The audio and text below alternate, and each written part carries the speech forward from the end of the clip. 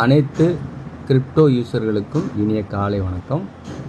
இப்போது நம்ம ஆர்ஜின் அப்படின்ற கான்செப்டில் பொதுவாக ஒரு கிரிப்டோ கரன்சி அப்படின்ற ஒரு டோக்கன், அதில் ப்ராஜெக்ட் பல விஷயங்கள் வந்து கொண்டிருக்கு. அப்படி ஒரு ப்ராஜெக்டை நம்ம எப்படி தேர்ந்தெடுக்குது அப்படின்ற ஒரு கிரிட்டீரியா அப்படின்ற ஒரு 10 விஷயங்களை நம்ம இங்கே நோட் பண்ணிக்கிறோம். அப்போது அதில் வந்து பார்த்தீங்க அப்படின்னா என்னென்ன விஷயங்கள் இருந்தால் அந்த கான்செப்ட் வந்து கொஞ்சம் பெஸ்ட்டான கான்செப்ட் அப்படின்ற ஒரு புரிதலுக்காக வேண்டி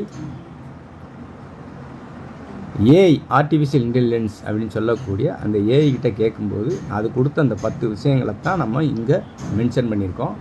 அதில் நம்பர் 1 அப்படின்றது பார்த்தீங்க அப்படின்னா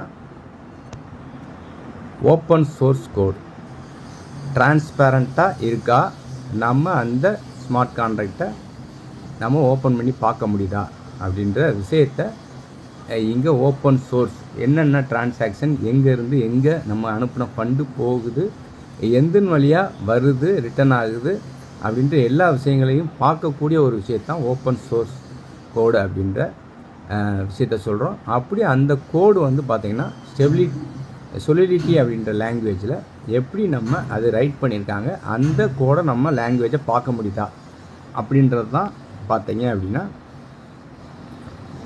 இந்த ஃபஸ்ட்டு சொல்லக்கூடிய இந்த வார்த்தை மென்ஷன் பண்ணுது. செகண்ட் பார்த்தீங்க அப்படின்னா ஸ்மார்ட் கான்ட்ராக்ட் ஆடிட் பண்ணப்பட்டதா. அப்போது அந்த மாதிரி வந்து ஓப்பன் சோர்ஸில் சொல்லப்பட்ட அந்த கான்ட்ராக்ட் இருக்கக்கூடிய மிகப்பெரிய கிரிப்டோவை இல்லை பிளாக் செயினை இல்லைன்னா ட்ரெஸரி கான்ட்ராக்டை வெரிஃபை பண்ணக்கூடிய சொல்லக்கூடிய ஒரு பிளாட்ஃபார்ம் அப்படின்னு பார்த்தீங்க அப்படின்னா பல வகையான பிளாட்ஃபார்ம் இருக்குது.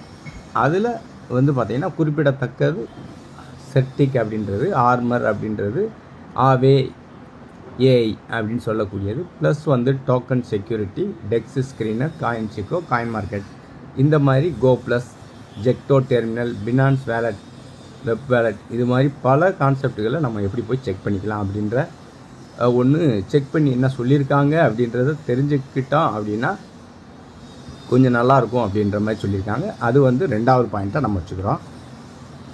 தேர்ட் ஒன் அப்படின்னு பார்த்தீங்கன்னா சோஷியல் மீடியா. இப்போ ஒரு ப்ராஜெக்ட் உற்பத்தி பண்ணுவாங்க, அதை ரெடி பண்ணுவாங்க, அதில் கான்செப்ட் சொல்லியிருப்பாங்க. பட் வந்து பார்த்திங்கன்னா பப்ளிக்காக சொல்ல மாட்டாங்க. ஒருத்தருக்கு ஒருத்தர் இந்த மாதிரியே வந்து பார்த்திங்கன்னா ரொம்ப பப்ளிக் ஆகாமையும் பெரிய பெரிய சோஷியல் மீடியாவில் ஷேர் ஆகாமல் இருக்கும். அப்படி இருந்துச்சு அப்படின்னா அது வந்து பார்த்திங்கன்னா சில கான்செப்ட் பேக் ஆச்சு அப்படின்னா அதை அப்படியே ஸ்க்ரோல் பண்ணிக்கலாம் அப்படின்ற ஒரு விஷயத்துக்காக வச்சுருப்பாங்க. அப்போது ஒரு ப்ராஜெக்ட் வந்து பார்த்திங்கன்னா சோஷியல் மீடியா அப்படின்னு சொல்லக்கூடிய ட்விட்டர், டெலகிராம், யூடியூப் இந்த மாதிரி விஷயங்களில் இது எந்த அளவுக்கு பப்ளிஷ் பண்ணியிருக்காங்க அப்படின்ற ஒரு விஷயமும் இருக்கா அப்படின்றத நம்ம இங்கே பார்க்குறோம். ஓகே, 4வதாக வந்து பார்க்குறீங்க நம்ம ட்ராவல் பண்ணக்கூடிய அந்த காயினோ டோக்கனோ அது மார்க்கெட்டில் எந்த அளவுக்கு லிக்விடிட்டியை மெயின்டைன் பண்ணிகிட்டு இருக்கு அப்படின்ற ஒரு விஷயத்தையும் நம்ம செக் பண்ணுறது அப்படின்றது டெக்ஸ் டூல் அப்படின்ற சொல்லக்கூடிய டெக்ஸ் டூல்ஸு, காயின் மார்க்கெட், காயின் ஸ்கோ, இந்த மாதிரி எல்லா இடங்கள்லையும் வந்து பார்த்திங்கன்னா அதை செக் பண்ணுறது தான் எவ்வளவு லிக்விடிட்டி இருக்குது அப்படின்ற ஒரு விஷயத்தை இங்கே பார்க்க முடியுதா அப்படின்ற ஓப்பன் சோர்ஸ் இருக்கா அப்படின்ற ஒரு விஷயத்தையும் நம்ம இங்கே பார்த்துக்கணும் அப்படின்றது 4வது பாயிண்ட்டாக மென்ஷன் பண்ணியிருக்காங்க.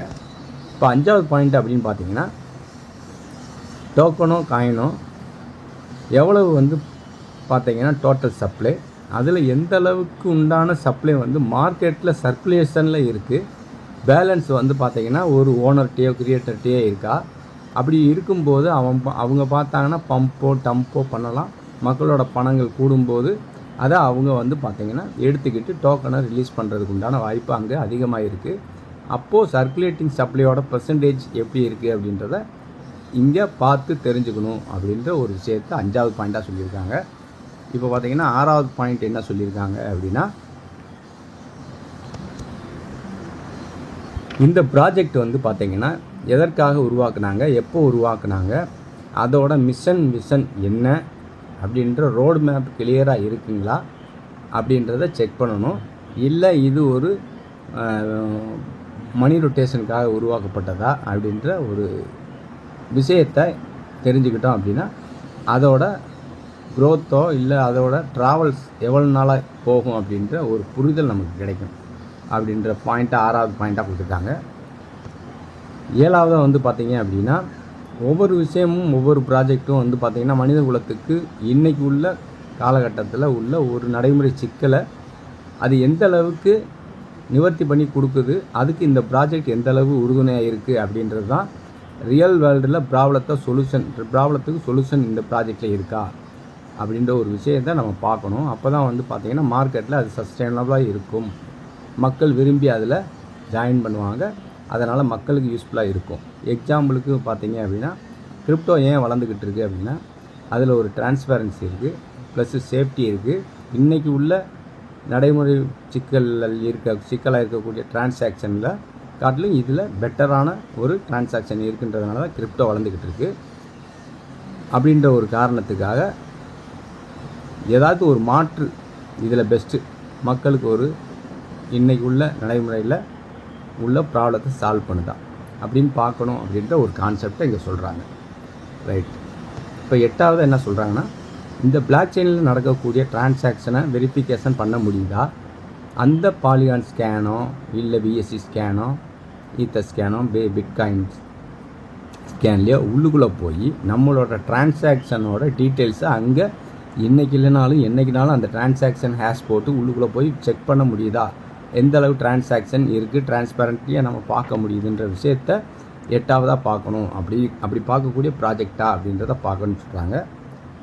பார்த்தீங்கன்னா 9th ஒன்று என்ன சொல்கிறாங்கன்னா, இப்போது ஒரு கான்செப்டோ ஒரு ப்ராஜெக்டோ ஸ்டார்ட் பண்ணுறாங்க, அது ஒரு குறிப்பிட்ட ரீஜன்லேயோ இல்லை குறிப்பிட்ட ரிலீஜியன்லேயோ இல்லை குறிப்பிட்ட ஏரியாவிலையோ இல்லை குறிப்பிட்ட நாடுகள்லையோ மட்டும் இருக்குது அப்படின்றதா, இல்லை ஓவரால் குளோபல் ஃபுல்லாக இது கம்யூனிட்டி இந்த கான்செப்டில் யூஸ்ஃபுல்லாக இருக்கா அப்படின்ற ஒரு விஷயத்தையும் நம்ம இந்த இடத்துல தெரிஞ்சுக்கணும் அப்படின்ற ஒரு விஷயத்த பார்க்கணும். அப்படின்றத குளோபல் கம்யூனிட்டி எப்படி இருக்குது அப்படின்ற விஷயத்த பார்க்கணும். ஓகே. அதுக்கடுத்து நம்ம ட்ராவல் பண்ணக்கூடிய காயினோ டோக்கனோ அது எந்த அளவுக்கு மார்க்கெட்டில் விற்கிறதுக்கோ வாங்குறதுக்கோ கொடுத்து வாங்கக்கூடிய டாப் எக்ஸ்சேஞ்சஸில் லிஸ்ட் பண்ணியிருக்காங்களா அப்படின்ற ஒரு விஷயம். சென்ட்ரலைஸ்டோ டீசென்ட்ரலைஸ்டோ எக்ஸ்சேஞ்சஸில் நம்ம கொடுத்த காயின் டோக்கனோ உடனே வந்து பார்த்திங்கன்னா அதை நமக்கு தேவைப்பட்ட ஒரு கரன்சியாக எடுத்துக்கிறதுக்கு முடியுதா அப்படின்ற ஒரு மேஜர் எக்ஸ்சேஞ்சில் லிஸ்டிங் ஆகிருக்கா அப்படின்றத நம்ம செக் பண்ணணும். அப்படின்ற ஒரு 10 விஷயங்களை உள்ளடக்குனது தான் ஒரு ஜென்யூனான கிரிப்டோ ப்ராஜெக்டை நம்ம தேர்ந்தெடுக்கிறதுக்கு உண்டான ஒரு விஷயம் அப்படின்ற ஒரு கான்செப்ட் இங்கே பார்க்குறோம். ஓகேங்களா?